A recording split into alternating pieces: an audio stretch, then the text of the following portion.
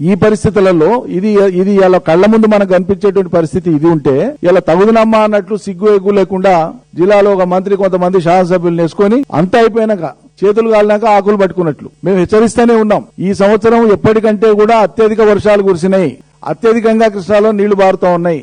అయిన చెప్పంగా కూడా మొదటి వర్షాకాలం సీజన్ లో 45 రోజుల దాకా లిఫ్ట్ ఇరిగేషన్ పంపులను స్టార్ట్ చేయాలి పుణ్యాత్ములు. ఇక్కడే ప్రెస్ మీట్ పెట్టి చెప్పినాం, జిల్లాలో చెప్పినాం, రైతులు మాట్లాడినరు, అడిగినరు, డిమాండ్ చేసిండ్రు. ఏంటికి స్టార్ట్ చేస్తలేరంటే వానలు పడుతున్నాయి కదా స్టార్ట్ చేస్తలేమన్న. ఒట్టి వానలు పడితే వరి పంటలు పండవు, కాలువల ద్వారా నీళ్లు పోతే పండుతాయి. 45 రోజుల కాలయాపన చేసిండ్రు లిఫ్ట్ ఇరిగేషన్ పంపులను స్టార్ట్ చేయడానికి, కేఎల్ఐవి ఇతర పంపులు కూడా స్టార్ట్ చేయడానికి. ఏపీ యథేచ్ఛగా ఉన్న నీళ్ళని దోసుకొని పోతుంటే ఓ దిక్కు వాటర్ తీసుకోవడం, ఇంకో దిక్కు జల విద్యుత్ పేరు మీద వాళ్ళంతా కూడా వాటర్ కిందికి డ్రా చేసుకుని ఇవన్నీ చేస్తా ఉంటే నిరోధించలేకపోయినారు. ఇలా నోటికాడికి పంటలు వచ్చినాయి. మేము 2 వారాల ముందే హెచ్చరించినాం, ఫీల్డ్ పోయినాం, చూసినాం, ఇవన్నీ చెప్పినాం. ఇప్పుడు వాళ్ళు ఏం చేస్తున్నారు?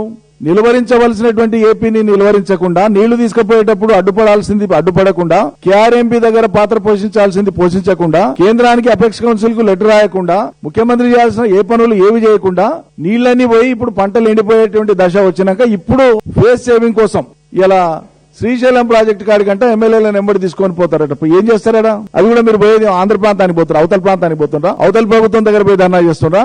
మన రాష్ట్ర పరిధిలో మన పరిధిలో ఉండేటువంటి ప్రాజెక్టు కాడికి యువతల పక్కల పోయి అక్కడ ఉండి తమాషా చేసి ప్రజల్ని ఎవరిని మీరు ఫూల్ చేయాలనుకుంటున్నారు?